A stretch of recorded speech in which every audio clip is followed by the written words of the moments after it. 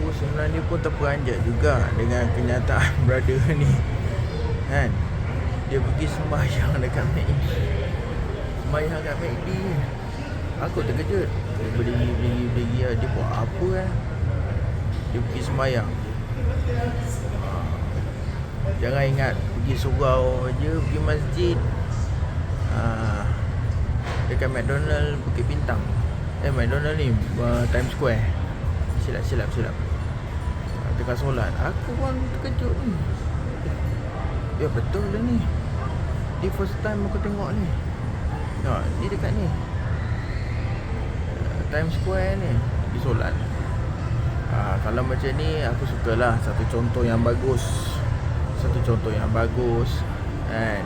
Tak kisahlah kau pergi solat dekat McDonald ke apa benda ke, satu contoh yang bagus lah. Ini aku betul hormati lah kan. Bukan setakat masjid ni je, McD